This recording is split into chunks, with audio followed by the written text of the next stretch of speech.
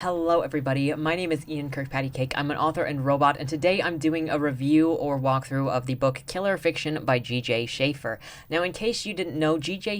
Schaefer is a convicted killer. Some say serial killer, and some say it's all made up, specifically G.J. Schaefer himself, because he is a story spinner. So this book is a mixture of fiction written by him, nonfiction via letters, via essays of certain types, and claims of I'm not a serial killer, as well as made-up stories of I am a serial killer, are in here because G.J. Schaefer likes to mess with your head, as any manipulator does. The big section at the end, I'll go over the contents of this in a second. But before we get started, number one, if you enjoy what I do on this channel, please remember to like, share, and subscribe for more. Number two, if you would like to be featured on this channel, check out the two links in the description below, Lemoy and Fresh Meat Feature, for different ways to have your stuff featured around here. And number three, if you would like to get your hands on a copy of any of the books that I have written, the links are down in the description below as well, and you can find them at any of your favorite book retailers. So, with all that said, let's go ahead and jump into what this actually is. First, with a quote from the book by G.J. Schaefer himself. Everybody likes murder tales, but nobody likes the maggots up the nose part. Well, I'd like to let the folks know that murder ain't nice. I've had prison officials scream in my face that I'm a sick pervert for sending out my stories. Bad for self-esteem, but inside, deep down in the artist's soul of me, the applause was ringing, and the announcer was saying, let's have a hand for the master fictionalist who put an adult state official into a screaming fit over a story.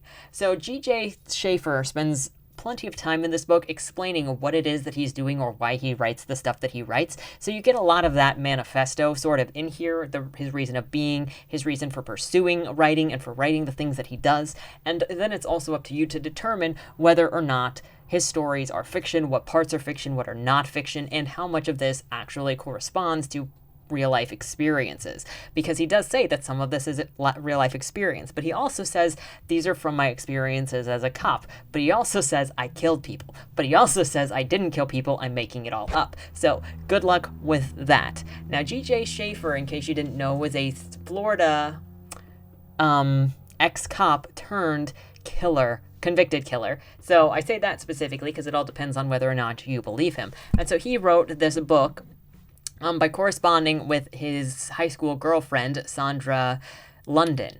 And he would send her letters and he would send her the stories with the promise that she would publish them for him. Later in this video, I will read one of the stories in this book that I think is interesting. They're all fairly graphic when they start getting into the sex and the violence. So this book is not for the squeamish, but I do think that it is a great book if you are looking to get inside of a person's head. It's a great human study, psychological study of a person, whatever way you want to read him as. It is just a great character study. So to get into the book, the first section is an introduction by Colin Wilson, who briefly gives his opinion on the contents and introduces the subject of G.J. Schaefer. There is some interesting references here. There are some interesting references here dropped in for further reading, but also you get a peek into some of Colin's approaches for framing and thought, and it's kind of something to see for yourself, actually, as he compares himself, or he breaks the situation down with John Schaefer, because he specifically says he tries to empathize by framing John's actions against his own experience, and there's something to be said about some of the things that he writes in that way. There was also a part among Wilson's section where he said that he was nostalgic for the time when criminal psychology data was reserved only for the experts, and then later says that he couldn't bear to finish reading this material because it made him sick with disgust.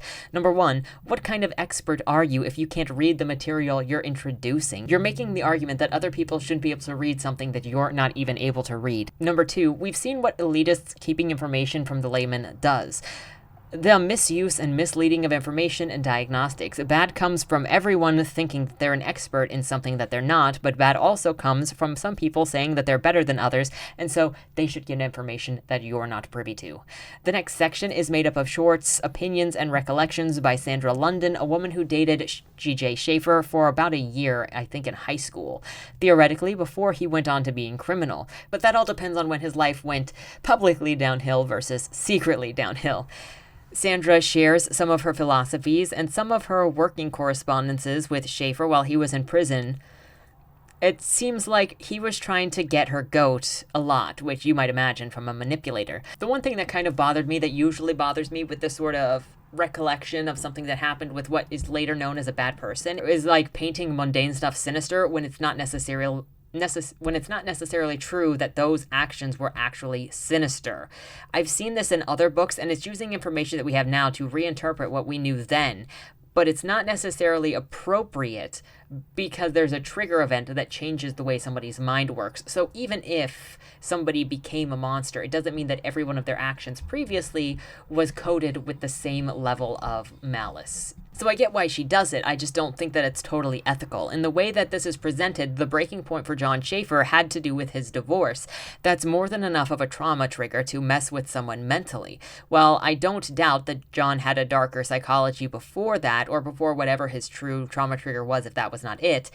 Sandra even mentions this, but ascribing something sinister to every wink and pickup line is a little bit too much assumption for me, even in the case where you're dealing with somebody like this. After a brief biographical highlight from Schaefer's life, we get into Schaefer's fiction. One more thing that I wanted to mention about Sandra Schaefer is that she did this thing that I still think is pretty ridiculous, is that she goes through like these terrible stories, these very graphic stories of like mutilation, murder, rape, hanging people. There are drawings in here of hanging women. There's an obsession with coprophilia and women wetting themselves and pooping themselves and what happens when you die, and a lot of like graphical nature of stuff when you're talking about death. And she's like, oh yeah, none of these abuses bother me, none of the murders bother me, the fact that he's a convicted killer doesn't bother me, like none of that bothers me. But what bothered me was when he wrote a story that had casual racism in it. She says she didn't mind the anti-Semitism, she didn't mind the misogyny or any of like the violence against women that she saw. She only cared when there was a little bit of casual racism in there. And then she told him it was disgusting. Like a serial killer, or a killer period, or somebody who is prone to criminal behavior is going to care if you are physically disgusted. And then you send a letter saying, I'm disgusted you wrote this. Bro, the guy is seriously writing stuff in order to disgust people. And you tell him exactly what disgusts you, he's going to write more of it, okay? So after we get through the introductions and all of the stuff with Sandra London, we get into everything that G.J. Schaefer had written and that Sandra was in charge of. The first section is called Whores, What to Do with Them, and it features 3 stories. Spring Break, which is a man picking up a chick at a club while she's in Florida on spring break. He buys her a couple of drinks, flirts with her, exudes big dick energy, and is like, I can please you better than your boyfriend. Basically, she goes with him. Outside, he kills her, steals her stuff from her purse, and gets rid of her body in a nearby body of water, leaving behind the girl's boyfriend's ID. Cut Bait is the second story, and it's about going to a beach where he knows that there will be sharks that show up. A man picks off 2 girls, disembowels them, and feeds them to the sharks. The story gets pretty graphic. The third story is called Whores, and it's about someone experiencing their first time with a woman. First, it seems that he's got some kind of porno story called Cattle Kate, where she was a whore who eventually got hung by the local people trying to remove degeneracy from their town. The man then meets a girl while out, they flirt, and he gives her some money to pose. He ties a noose around her neck, convincing her to imitate Cattle Kate because she wants to be an actress, and he knows some people. He's going to help her with her, reel to get the part. And he ties the rope to the front of his car and hangs her. After she's dead, he disrobes her, touches her body, has sex with the body, and then takes the body into the ocean and leaves the body in a rental car under the water where the crabs pick the bones clean. The next section is called Detective Dan Kelly, Rogue Cop. It follows Dirty Dan Kelly as he goes on a hunt for the sex beast of Miami. It starts off with Dan manipulating a 14-year-old girl into becoming his sex slave by getting her to confess to a murder on tape so that he can hold that over her head. The threat is then, if she is found out, she'd be given the chair, and he makes sure to scare her with how brutal being electrocuted is so that she doesn't change her mind. G.J. Schaefer tends to have an obsession with bringing up the chair. A lot of stories revolve around the chair. He's got one of the stories that he really wanted to get London with was about electrocuting a woman and what happens to a woman's body when she is electrocuted at such high ranges. And one of the stories that I will read to you is a story about somebody that really did exist being electrocuted. So that's what I plan to talk about. The 14-year-old girl's name is Crystal, and she moves into a sort of Stockholm Syndrome-style position and enjoys reading crime magazines while she hangs out at Dan's place. There are murders going on in both Miami and Gainesville. Dan's tracking them down. Through this, you get to see his dealings with human traffickers in Miami. That is, he sees his associates piles of bodies because the guy's killing 80 to 90% of the girls since they've got AIDS and the bodies are starting to smell in the back of his business. So Dan tells the guy to give him some money and he'll give the guy a contract with the hospital that'll make sure to take the bodies off of his hands. Dan also ends up talking to world-renowned criminal J.G. Schaefer, trying to get intel on who the Miami sex beast could be. Yes, he does in fact interview himself in jail, and yes, killer fiction also exists in a book called Killer Fiction, and it is seen as something to be studied in university Murder 101 classes because it is so accurate to the depictions of murder. There's some ego. There's only like a little bit of ego in this book. Can you tell? So the story ends with Detective Dan Kelly getting the name from Schaefer of who he should be looking for as the sex beast, but the story's incomplete and ends there.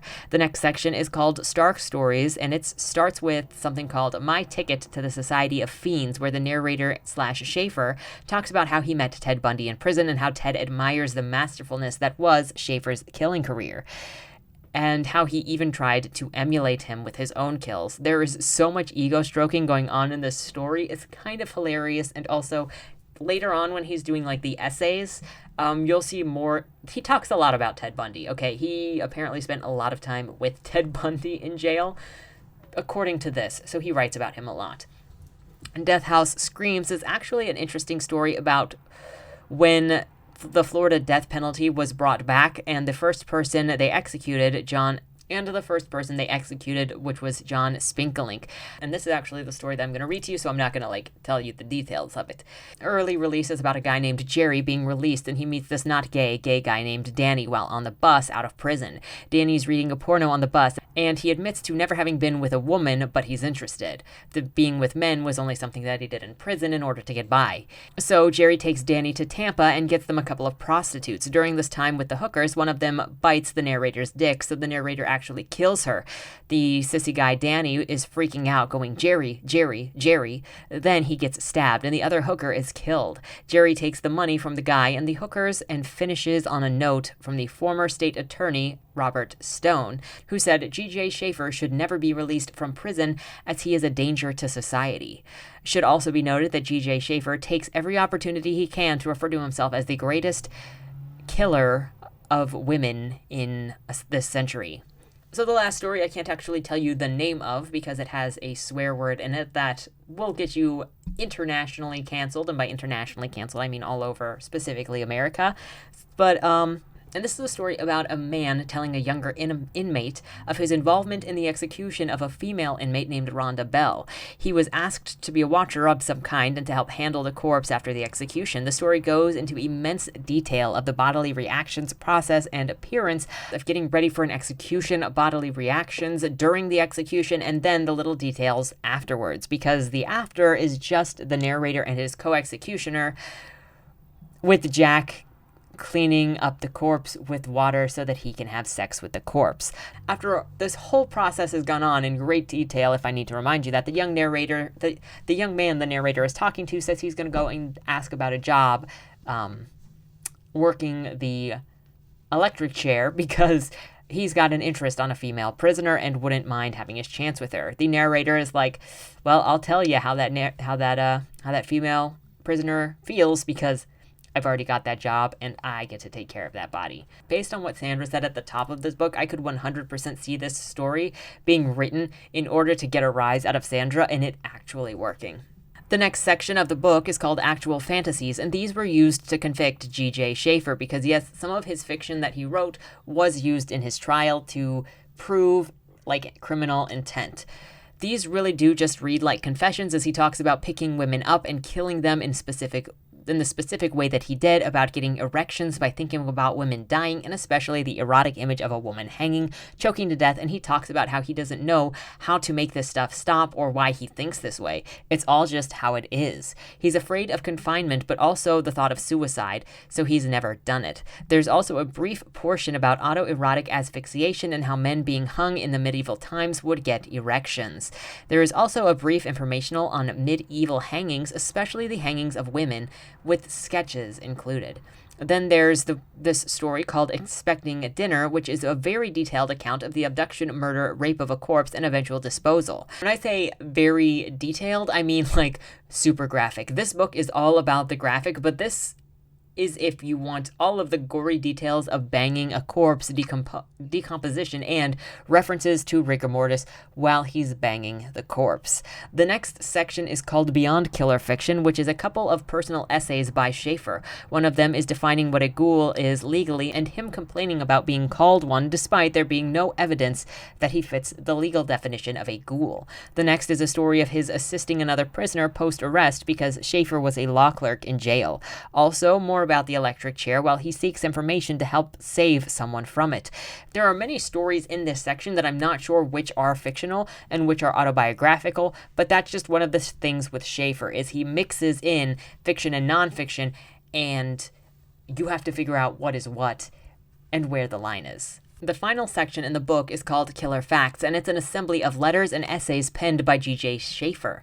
Some of them are his plans for the writing and book publication with London. Some of them are him playing his made-up female prostitute characters, and some are him explaining how he's going to claim to be a killer of all of these people because the police are accusing of him of being a massive killer anyway, so why not play it up? He's also going to mess with them and claim every last death they try to pin on him. He also asks London to investigate cold cases and tell him about them so that he can write stories to make himself look guilty, because if they're going to call him a killer, then he's going to play up the killer.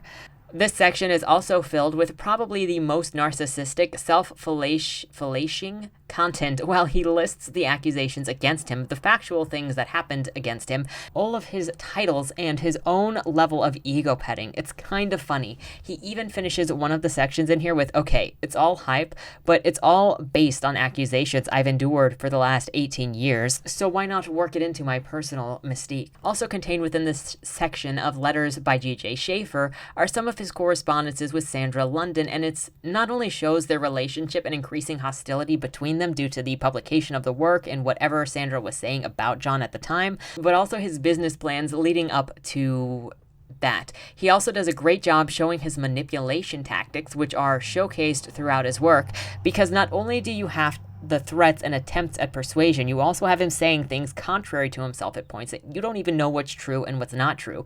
A great manipulation tactic is confusing people on what is reality versus what is not. This also includes John threatening not only lawsuits against Sandra and many others, but also that he has contacts who are Satanists who will go and kidnap Sandra's daughter for Sandra betraying him, and they will make her daughter disappear. I don't know how I'm supposed to expect that John is not actually a killer of some kind, as he's literally threatening somebody with, I will have your daughter abducted and murdered for satanic purposes. But you do you, John. For the record, John is not alive anymore. He got shanked in prison for theoretically in the gossip, they say it's because he was a snitch. As an ex-cop, he did work with the cops in jail. So that's the overview of what the book is. So what this book does really well is detail, a very specific voice, and also getting to be inside of an unreliable narrator's head, because that is exactly what G.J. Schaefer is. If you're looking for another resource to make your death scenes / murder scenes / crazy person, if you're going for crazy person, kind of more realistic, I think this is a good place to go to understand character and understand the person and sort of try to reverse engineer what it is that you're seeing, self-motivation, self-tactics. There's also, in those letters, you can get some storytelling through only one side of the letters. It's not something that's commonly done, but I do have a short story that is told through a series of letters, all from one perspective, and so you can sort of see a version of that as well in this when you're in that last section called Killer Facts. One quote that I did want to bring up from part of one of the short stories was, "The corpse slumped to the ground, very sexily showing her still wide open asshole." Just so you know what to expect. "Oh, before I took down her body, I forced myself to lift up the pillowcase hood and look at her face. The face was swollen and a little mottled. The eyes were closed and swollen at the temples. Her mouth was open and her tongue was visible, but not protruding much. I was sick of the sight, but I left the hood off because of the blood, which I didn't like. After a few minutes, I go on her again and fucked her ass some more. It was still hot in there, and I shot off quickly once again. Then I stripped her and threw her clothes into a pile."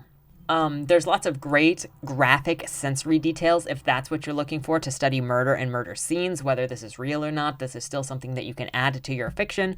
Also note that despite him actually using common capital punishment methods like hanging for his crimes, he was very adamantly against the electric chair to the point that he shows so much disgust for it and wants other people to feel disgust for it. A lot of his stories in here focus heavily around, not all of them, and probably not a majority of them, but he does spend a good amount of time talking about the electric chair, and he does want people to feel disgusted by the electric chair. At least that's something that really came straightforward to me, and you can give me your opinion after I read you that one short story that is listed in here, because the electric chair is also listed in that story. Going back to the Spenkelink case, even if there is obvious self-interest in saying, hey, look, this thing that's threatening my life, it doesn't mean that there also isn't some value in reviewing the procedures of a commonish practice. It's just that criminals tend to make themselves more questionable when they try to advocate for things that would help them, and you have to compare that to what it is that got them to where they are. But hey, even a broken clock is right twice, and everybody's got something valuable to contribute, even the worst of people. So it's important to listen to ideas as opposed to completely dismissing anything because of who somebody was. Carl Panzram had some important things to say, even though he was a bad person who did bad things. I think G.J. Schaefer could have some very valuable perspectives in here that we should probably review some things, even if he was a bad person. And one of those things can include that while the death penalty may be something that is necessary, I've got a very nuanced take on this, so I'm going to go over it only very briefly. But even if the death penalty has its moments, do we really want to give it to the state, to trust the state to not violate human rights while doing this thing? Because they've proven time and time again that they do not care about human dignity, they do not care about human rights, and they will completely disrespect you and abuse you right up to the moment of death, because they don't see you as human anymore. And so that's something that should actually be discussed if it is a problem, and I think there are places where we can clearly see that it likely is a problem. So I'm going to go to this Spenkelink case, and I would love to know your thoughts down in the comments below if you listen to me read this story. It should be, I think it's a fairly short story. So here we go. They call it the Death House because its purpose is human slaughter. From 1972 until executions started up again in 1979, the Death House was like a little museum. Wardens would invite the budding social scientists from the university for the little tour. The climax was the trek down into the bowels of a death house to the electric chair. The co-eds plunked their cute butts into the chair while their pals snapped pictures and made zzz noises. It was a regular hoot. The most popular social science field trip. Best of all was when the little ladies got to meet real live criminal fiends. Murph the Surf, the Catch Me Killer, and myself. More feral types like Ted Bundy were not allowed to mingle with the dollies. In May 1979, all that changed forever. And it was the fault of one man, John Spenkelink. Spink, as he was called, was a prison punk, a product of the correctional system who couldn't quite get his sexual identity straight. He'd swish, but though he didn't mince or go about with a limp wrist, there was no doubt in your mind that he was a sissy. Spink had shot a man in a Tallahassee hotel room, an ex-con known to be a jocker, a bull. To hear Spink tell it, the jocker had ripped off his ass, raped him, so Spink shot him. Mind you, Spink was not criticized for this amongst his peers. Had Spink done his murder in prison, he'd just have told the prison inspector that the jocker ripped his ass off, so he killed him. He'd do 90 days in the hole, and that'd be the end of it. After all, the prison investigators know what a young punk has to deal with. Jocker comes into a cell with a hard-on and says, "Put blood on my face or shit on my dick." The punk fights or he drops his pants and bends over. Spink had lived like that many years in prison, and since he was a bit of a femme, his asshole was about like the entrance of a Holland tunnel. Maybe it still wasn't big enough. Spink believed that he had done the right thing by shooting the rapist, so when the DA offered him a plea to murder too, he turned it down. Big mistake. He went to trial, and the good citizens of Leon County found him guilty of premeditated murder, which it was, and sent the no-good mad dog murdering queer to death row, which was where he was on May 25th, 1979, the day he loused things up for the rest of us with the tour chicks. Day dawned, and there across the road from the prison were the usual field full of protesters and execution groupies. One field for anti-CP, another for those who enjoyed the vicarious thrill of a good electrocution. Vendors abound: fried meats, drinks, souvenir t-shirts, miniature electric chairs that lit up when you flipped a switch.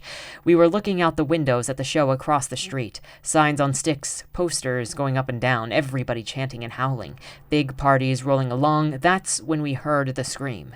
It came rolling up the stairwell and under the door, and you just knew something god-awful was happening. In prison, you hear a lot of screams. The one that we heard was a scream of outrage, not a death scream. Not the kind that you hear when someone gets a shank in his guts and the killer rips open his victim's belly and his soul goes screaming off to hell. It wasn't like that at all. We all looked at each other. Nobody had to say, "What's that?" The question was in everybody's eyes. Even the old cons who'd been death house orderlies back in the 60s couldn't get a handle on that scream. We'd all heard the yarns the old-timers would spin over a cigarette and a cup of joe. Good stories. You had to listen because the tales would sort of reach over and take you out by the throat or hit you like the guard's sap upside your head. We heard of the men who spit in death's eye, and the craven baby rapers who'd piss their pants and faint at the sight of old Sparky on the old baby rapers who'd piss their pants and faint at the sight of old Sparky on the upraised days, all festooned with leather straps and buckles to hold them steady while they ride the lightning. They call it a 3-minute electric enema. 2,800 volts of blazing hellfire smack through your brain, down your spine, and out your leg. The executioner gives you that first pop of 2,800 volts. It raises you right off the chair to strain against the straps. Shit be slithering out of your asshole like a big brown eel. Eyeballs be hanging out on your cheeks. Brain be boiling in your skull. Then the executioner draws back a touch and takes the current down to 1,600 volts. Sets you smack down in your own slop. Then he runs it up the scale to 2,800 again till your flesh smokes. Slobber and drool be oozing, blood be running out of your nose, your trousers be soaked in piss and semen. Cuts the current and you slump in the straps, dead meat, fried in your own shit. We soon found the story of Spink's deadhouse scream. What infuriated Spink was the unexpected way the state violated his body. Ladies of the media had been invited to the execution of Brother Spink. ERA time. Can't be prejudiced against women at executions, so here they come. All dolled up in their fancy go-to-execution ensembles, their sober skirts and blouses, fancy hairdos, cheeks rouged, lips glossed, eyes shadowed, black stockings. Nice touch there. We can all imagine the black silk panties riding tight against their perfumed cunt. Oh yes. Spectacles and notebooks and golden pens. Lordy, lordy, lordy. One old-timer comments that the fancy ladies will soon be heaving up their home fries in the discreetly provided vomit bags. The gallant gentlemen at the FSP administration, gracious fellows that they be, had decided that pretty media ladies ought not be subjected to the baser elements of criminal execution. No unpleasant manure odors should offend those patrons' nostrils, and urine on electrodes turns to noxious steam. So to keep the execution tidy, the death strap squad held Spink down, while a medical orderly stuffed cotton batting up his backside. Not just little cotton balls either. And when the orderly finished that unsavory task, he looped a surgical ligature around the base of Spink's penis and tied it nice and tight. Naturally, the sissy screamed. Wouldn't you? His scream when they crammed his asshole was so terrible that he went to the chair gagged. Prison admin caught hell in the papers about the brutality. But at least Spink didn't scream in front of the ladies. The medical orderlies have got it down to a science now. Nobody screams when they get packed. They gag them first. After the business is concluded, the gag comes off and he's hustled into the electric chair. People couldn't understand why Ted Bundy seemed a little unsteady on his feet there at the end. Maybe they shorted him on the Vaseline. Who knows?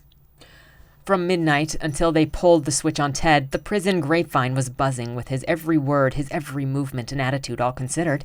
Ted got good marks. The all-time high for brass goes to Art Good, who told the press his only regret was that he couldn't have a naked little boy sitting on his lap there in the chair. Truly fiendish. I knew little Art well. One of the nastiest psychopathic child killers imaginable. He was radiant with evil. Even on the row, People shunned him like the plague. Bundy was a bore compared to good, so far as sheer evil is concerned. Miss Andrea Jackson, the queen of Florida's death row, is scheduled to burn soon. They have a nice roomy cell right beside the central control station, all ready for her. I've been in the women's death cell, swept it out. I've sat on the press bench where the women are held down for preparation. Up behind control is the infamous seatless toilet, where they make the condemned women squat before they take her down that polished, spotless runway for her date with old Sparky. As she nears the door to the death cell, all eyes will be on her, but it'll be the eyes of her peers, not the public. She'll be making the chain gang history, and every convict in the system will hear her legacy, the tale of how she went down the main line. The guards are talking Southern fried cunt. Last night they told me they're bringing in 3 deathstrap matrons to handle Andrea. The medical staff is laying in an extra box of cotton for Miss Double Barrel. The cons are going to watch her make her last mile, and she won't be brutally gagged. We'll all get to listen to her screams. Theoretically, there's a reason why G.J. Schaefer hits so hard with the electric chair, and I think it is specifically with the brutality around it and specifically with the dealing with Spink. Now, you can go and look up John Spenkelink. He is findable, and the case is findable, and that's actually what I did after reading this, is I wanted to know how much of this was true. Now, some of this is obviously going to be from personal experience because these are very more private details that aren't going to be in the paper, but there were a lot of shenanigans that got Spenkelink's case noticed. So it makes me want to believe some of this stuff. And there is stuff in here that you have to go left or right. Maybe some of it's believable, maybe some of it's not believable. You don't know, but you can only wager. And in the way that he presents the death chair in this, it does make a good argument against using the death chair, because you can't trust the state if this is how they're going to treat people. It's just so brutal. The language in this book is brutal. If you're going to write somebody in prison, this is a great place to go for like the voice of somebody who is hardened, who doesn't freaking care, who is into all of this stuff. And so I think that this is, if you've got the stomach for it and you're interested in criminality, criminal mind, whether you believe G.J. Schaefer or not on anything that he says, it's still an interesting character study, and I would love to know your thoughts on it. So thank you for sticking with me through this video. I hope you enjoyed it, maybe informative, maybe you'll end up reading the book as well. It's all linked down in the description below if you would like to check it out for yourself. And with all that said, thank you so much for watching. Have a great weekend and don't die. Was that Wayland Cross in the trunk? Do you know, or is that something that's still being figured out? The person in the trunk was not Wayland Cross. Is he in trouble? We don't know who did it, but as the owner of the car, the longer he's missing, the worse it looks for him. Cross isn't a killer. For the last couple of years, the average number of murders in Baltimore has been over 300, and it's been going up. Mind you, that's only whatever the badges count as official murder, and believe me, there are people that don't count when they die. Wayland? If you're down here, tell me. I'm not talking to the badges, I've been looking for you. They found a body in your trunk. Why? Did you do that? To the left. Plain black letters read along the wall. You walked in the corridor. Once that ends, you chose the dark is on the right. My vision goes blurry, flickers black and black and black for longer intervals until I can't see anything at all. I'm not screaming anymore, but my voice echoes back to me. Where the hell am I? You're dead, Josephine. Even smart people do stupid shit sometimes, right?